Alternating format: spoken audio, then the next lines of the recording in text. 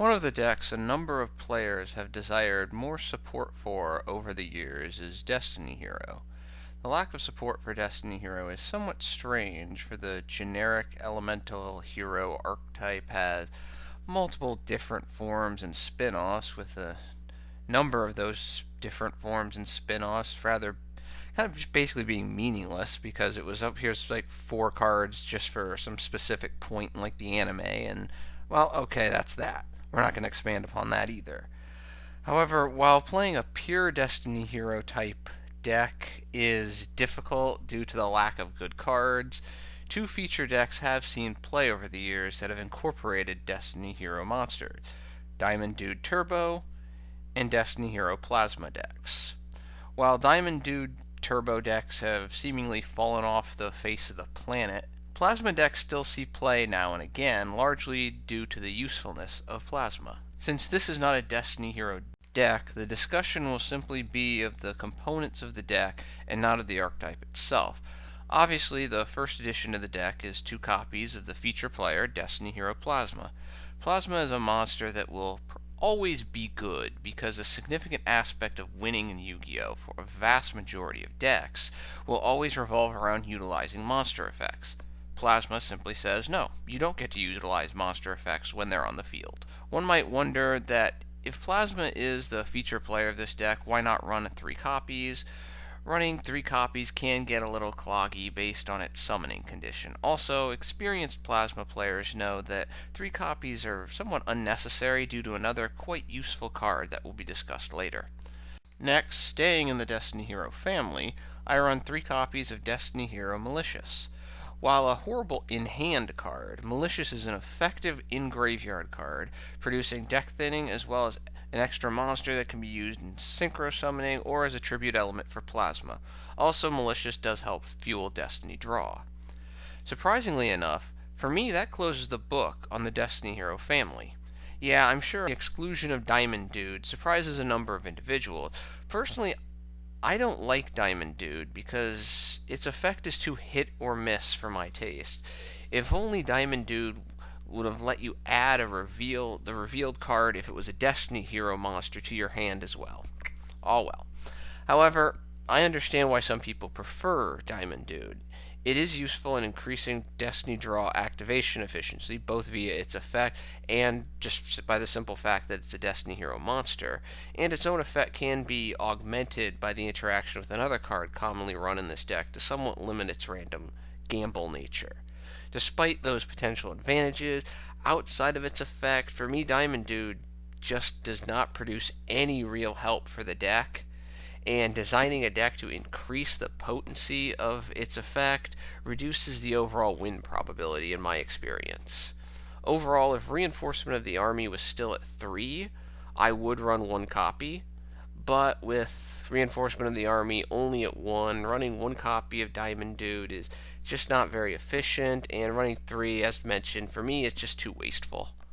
I do run 2 copies of Plaguespreader Zombie to pair with Malicious for going for the level 8 synchros, most notably Beelze or Void Ogre Dragon, and its innate special summoning ability produces another possible tribute element for Plasma. While the above monsters make up the skeleton of the deck, not surprisingly, it is important to add further speed and consistency, aiding in the addition of the dark monsters to the graveyard where both Plaguespreader and Malicious want to be, 3 copies of Armageddon Knight, aiding deck thinning and summoning consistency as well as providing some level of field control, 3 copies of Mystic Tomato, and aiding Plasma summoning and synchro summoning, 3 copies of Phantom Skyblaster. I think Skyblaster is a nice card for this deck that I don't see run a lot, because it can either make a level 6 or a Leo in combination with Plaguespreader, and it can generate the necessary tribute material for Plasma in combination with either Malicious or just any other card that you have on the field at the time, when it's normal or flip summoned. Closing out the monsters, what do you do about cards in the hand when you have Plaguespreader and Malicious? While Plaguespreader can be summoned from the hand, sometimes it's not the right play. I like running 2 copies of an old chestnut in Snipe Hunter. For while its effect is not guaranteed, the ability to destroy any card, face up, face down, monster, spell trap, is inherently useful. Finally, as with most dark monster decks that have some level of control over their graveyards, it is smart and standard to run one copy of Dark Armed Dragon. I don't run Summoner Monk because I don't have room for it, and I find the destruction potential with the associated discarding from the hand aspects of Snipe Hunter and the search elements of Mystic Tomato more useful this deck. The problem I have with Summoner Monk is there are just too many cards run now that shut down its effect, and the cost results in a negative, and there's nothing level 4 critical in this deck that warrants the potential of taking that negative because Monk's ability is negated by some effect, as well as the slightly extra speed of Monk over something like Mystic Tomato. Monk's a little faster, but in my experience, it's also less consistent. I want consistency versus slightly extra speed when there's no real advantage to that speed. Overall, if one does want to run Summoner Monk, then obviously the best option seems to dump the 3 Mystic Tomatoes, add the 2 Summoner Monks, and a third card of your choice. Moving on to the spells, I run my 3 staples for most decks, 1 Raigeki, 1 Book of Moon, and 1 Soul Charge. Despite only having 5 targets, I still run 2 copies of Destiny Draw. This decision may seem a little questionable because of the consistency of discarding Malicious is somewhat hit or miss because it may actually never end up in your hand if you get it into the graveyard first, and discarding Plasma might seem foolish. However, I do run another card that eliminates the detriment associated with dumping a Plasma. Also, there are a number of options in this deck that can discard Destiny Draw from the hand for a various effect if need be. So it's not that dead of a card. Obviously, 1 copy of Allure of Darkness is also required for all of the monsters in this deck are dark. I run 1 copy of Reinforcement of the Army. Thanks, new ban list, for here's another deck that is hurt much more than Satellar Knights or Heroes by the loss of 2 copies of Reinforcement. On a quick side note, I've seen people say, well, Reinforcement was down to 1 for a long time, so you shouldn't be annoyed that it went from 3 to 1. The problem with that line of argument is it was at 3 for a while, too, and did almost nothing. And the problem was it wasn't taken from 3 to 1 because Reinforcement of the Army was proving to be a problem. It was taken from 3 to 1 as some irrelevant hit to Satellar Knights when I guess there was no intention of actually hitting the deck where it actually mattered. That's the annoyance, I think, from people who are frustrated that Rhoda went from 3 to 1. There was no reason to drop it from 3 to 1 because it wasn't doing anything in any deck that couldn't be dealt with through another methodology. Anyways, moving on. I run 3 copies of Scapegoat. It's a general staple in Plasma decks because the Plasma summoning condition involves special summoning, not normal summoning, thus the tokens can be used for tributing in this context. Also, I begrudgingly, people know my dissatisfaction with this card, but I begrudgingly run 2 copies of Mask Change 2 for access to both Darklaw and Anki when appropriate. I have said before that I don't really like this card. I don't think it ever should have been created. Masked heroes should have been just heroes only, but we do try to also make the most competitive decks we can, so this does make this deck more competitive. I run Anki because I feel it's important because Darklaw does have only 2400 attack, and sometimes you just need that extra attack power, and that 1400 damage you can do through direct attacking is also somewhat useful. I don't run Diamond Dude, as previously mentioned, but I do run 3 copies of Upstart Goblin to increase deck speed. Closing out the spells, I run 3 copies of another searching card that helps add Plasma to the hand, thus dramatically increasing this deck's efficiency, Fusion Conscription. Fusion Conscription works because, thankfully, Plasma is a named fusion material for Destiny End Dragoon. 3 copies could be viewed as a little redundant because you only run 2 copies of Plasma, but getting Plasma into the hand as fast as possible for this deck is definitely important, and extra copies can be dumped for Snipe Hunter or Mass Change 2 effects if need be. Fusion Conscription can scoop Plasma from the graveyard, so it's difficult to find a situation where if you do draw all 3 Fusion Conscriptions, you can't activate one.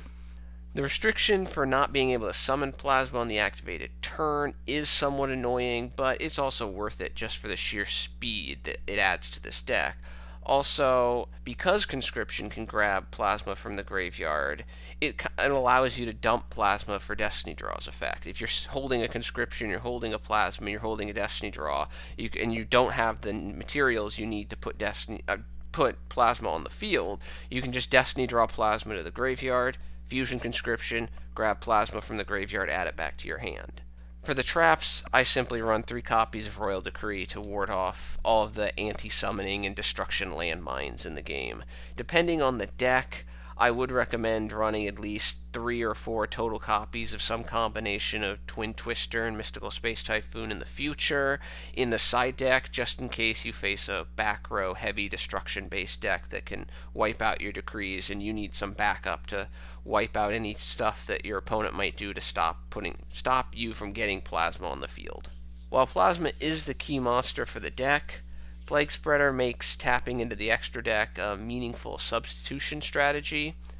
So, for my extra deck, I run, obviously, the 1 Destiny End Dragoon. I don't have the capacity to summon this card within the context of my main deck, but it is necessary for Fusion Conscription. I run, as previously mentioned, 1 Masked Hero Anki, 1 Masked Hero Dark Law, 1 Leo Keeper of the Sacred Tree, 1 Beelze, 1 Void Ogre Dragon, 1 Crimson Blader. Crimson Blader I think will probably always be a good synchro card. 1 Stardust Dragon, extra protection for plasma, 1 Goyo Guardian, 1 Red Wyvern. My 3 rank 4 staples now, 1 number 101, 1 Castel, 1 XZ Dragon. Again, for more protection, I run Cairngorgon, the Antiluminescent Knight, and finally 1 number 66 Master Key Beetle. While this deck is certainly not tier 1, I feel it will always be able to do something in a strong competitive fashion against almost all meta decks, for Plasma is just that good of a monster. As long as you can produce sufficient protection for him, you're set. The well-known synchro combination between Malicious and Plaguespreader, along with the access to Dark Law, also helps drive the offensive potential of this deck. I think this deck is a pretty fun deck to just pick up and play for most of the time, because you're not going to dominate, but it's a unique, fun deck to play, and you have good probabilities of winning against most matchups. Well, that's my Destiny Hero Plasma deck. Thank you for your attention and your time. I'm out.